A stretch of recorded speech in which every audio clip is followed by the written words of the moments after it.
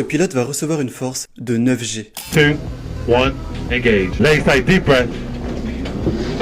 You're on top, breathe. 1, 2, breathe.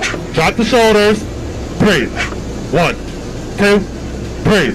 Squeeze your legs, squeeze your butt. Hey.